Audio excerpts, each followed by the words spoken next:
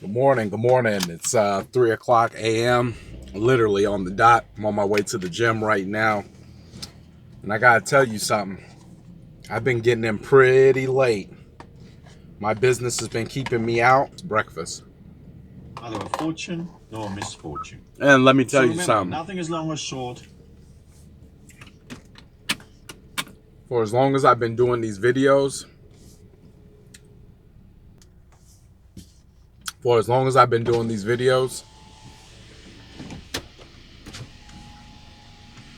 at maximum, I may get a like or two. I say that to make this point.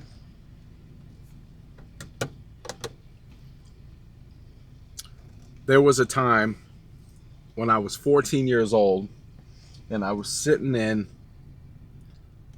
Durango juvenile facility, and the pastor by the name of Pastor Frank came up to me in a room full of people, and he simply said, if you haven't been able to work it out and make it happen, maybe if you're not happy with your life right now, you'll let God get a shot at it. And let me tell you something. I don't know about them other kids in that dining hall that day. I don't know what they got of it. I don't know where their life is, because that's over 26 years ago. But let me tell you something. If he did one thing, he created a great individual in me. If he didn't touch anybody else by simply saying a few words that resonated with me. You know how you know it's real? When you don't get a bunch of likes, you don't get any comments, but yet you're consistent with what you're talking about. And you're consistent with delivering it. Because for me, it's really about, can I help one person? I couldn't help but think of the movie with Will Smith, I Am Legend. When every day he would go to the end of the Navy pier, he would sit on top of that Navy ship, and he would call out to the world and say, is there anybody who hears me? This is where I'm at. You're not alone. I'm telling you, it's real. There's nobody that gets up like this. There's nobody on the streets, dog. There's nobody on the streets.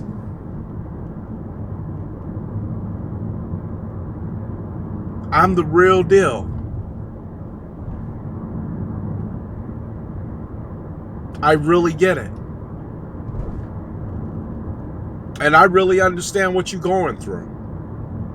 I sure do. I sure do. But I'll have you ask yourself a question. Have you really, really come to a conclusion about why your life is in turmoil? Why you're not consistent? Why you keep giving up?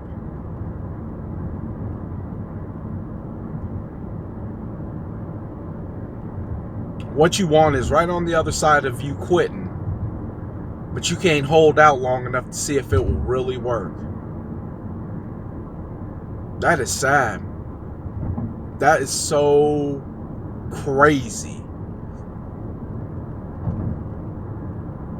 And I'm only getting better, more powerful. I haven't been getting home until 9-10 o'clock at night.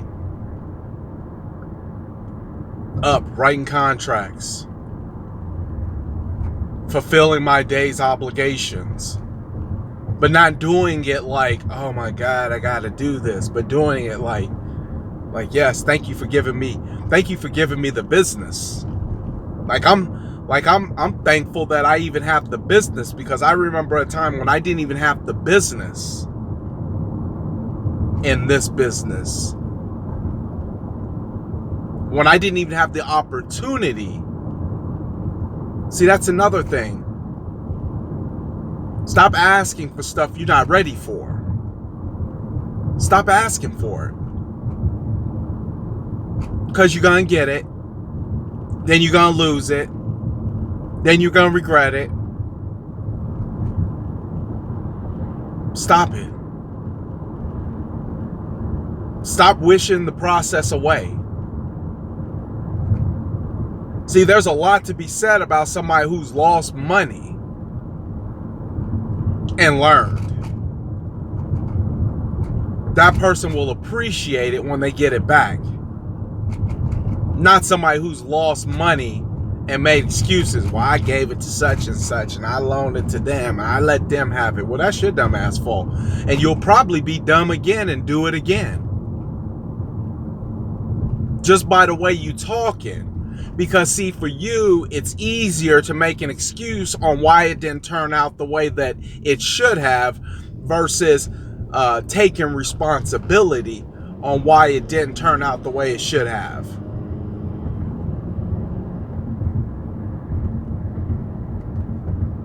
See, the level of your growth comes out in your level of taking self-responsibility. The less responsibility, the less growth. The more the responsibility, more the growth. But see, I think most people don't even have an idea about some of these rules and how they apply and how to spot them or recognize them because you won't pick up a book. You won't surround yourself with anybody better than Ray and Pookie. You won't get around nobody that knows more than you.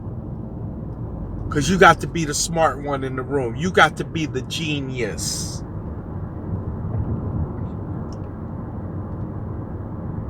So since you ain't learning no more, you can't empower anybody else. I am legend. I'm calling out to one person. I'll probably do these videos forever. I'll probably post a video every morning forever. Because I know that had that pastor walked in there and said, man, oh man, Johnny, you here again. Oh man, Chris, you here again. Hey, Jermaine, you're here again. Hey, Don, you're here again. Hey, Jamie, you're here again. Hey, Matthew, you're here again. Hey, Andrew, you're here again. Man, what I'm saying, me coming here every week, this ain't helping. Let's go try the adult prison. Had that man had that mentality to abandon his post, I might not have got that word. And what's so amazing is it was so small and it wasn't anything earth-shattering, but it was just the right amount of paprika to make the dish completely come together. And it touched me at a time when I was at a place in my life where I was open to hear something better than what I was telling myself.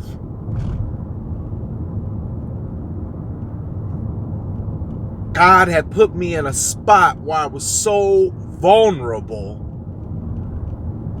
to hear something better than what I had been hearing. Because what I had been hearing is, you're going to be in jail, you're going to be dead. You're going to be in jail, or you're going to be dead. You're going to be in jail, or you're going to be dead. And when those things start coming to fruition and you see bullets whizzing by your head, but none of them has touched you, but yet you're in jail, you become vulnerable because you see that the things people are speaking on your life are coming to fruition, and that's not what you want for yourself. So you open yourself up to hear, just like somebody's going to open themselves up to hear what I'm saying. They're going to know that my history and my track record, they are a testimony to who I am. And it's going to speak volumes to where I've come from. And it's going to give them hope.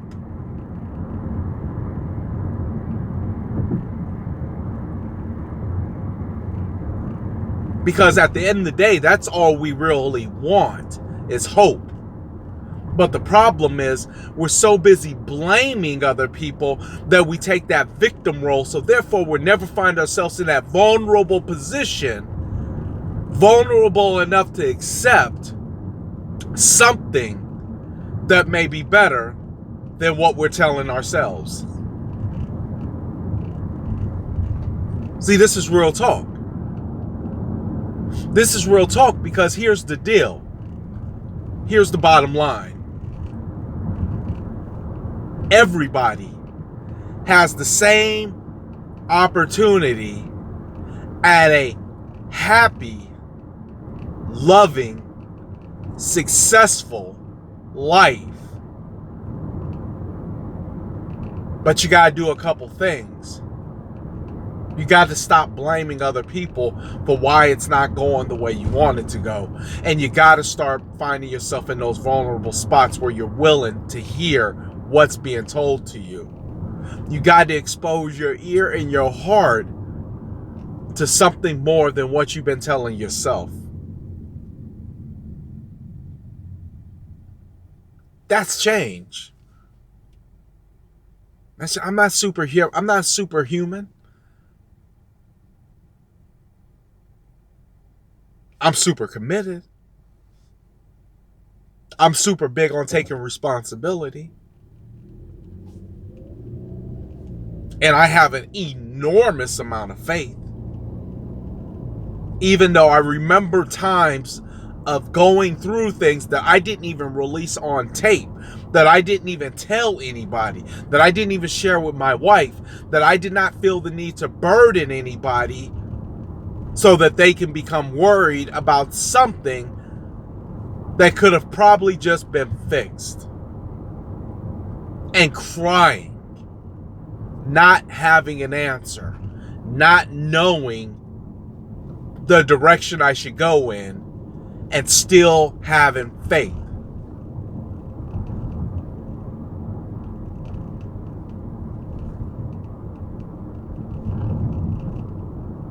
So eventually you're going to become I Am Legend. And you're going to be calling out to one person, because at the end of the day, you're not trying to save the masses. Your only one intention is that you could possibly touch one person's life, and that's it. And that's it. If I can help one person like that man helped me, that is it. That is it. That is a life fulfilling destiny. That's magic. I say that in the spiritual sense because it is. It's miraculous. That's where the word magic comes from, miraculous. Wow. Ooh. And everybody has the same opportunity. But not at the expense of responsibility. And I'll tell you this real quick before I go. Yesterday, I'm downtown now. They're doing work at the gym. I seen a sign saying something about the area is going to be cut off or whatever. So I walk in there. I see the area where I would normally work out at covered up, blocked off, and all the equipment is displaced throughout the gym. Okay, whatever. I go find my treadmill or my stair climber. I get on it and start pumping. As soon as I step on it, there's this guy. I've never seen this guy before. He says, "Hey, hey, what's up? You see how they got it blocked off? Yeah, I see it. It'd been nice if they could have been a little bit more courteous and gave us an advance notice." Dude, what do you care? Shut up. Go work out. And I don't know, maybe my expression told him that, but listen, if you're looking for somebody to complain to, I'm not the one. If you're looking for somebody to pick up their campaign sign against why they didn't tell us what, so that we could become distracted about why we not doing our exercise, dude, go find somebody else to go tell that to. Shut up and get away from me. And ordinarily, I'm not that rude to nobody, but when you come at me and I don't even know you and you like talking like that, it's like, dude, if you talk like that to me and you don't know me, I can imagine how loose you are with people that you know. Get away from me. Get away from me. Go make your excuses somewhere else. I don't care that they can have this whole damn gym blocked up. I'm going to run up and down the stairs outside of it, because what I've come to do ain't going to be stopped by no excuse or no damn corner of a gym being blocked up because they doing construction on it. And that's the kind of mindset you got to build up. If my workout partner don't show up, so what? Act like they never was there from day one. If I'm not getting the results I want, so what? Keep doing it anyways and adjust along the way.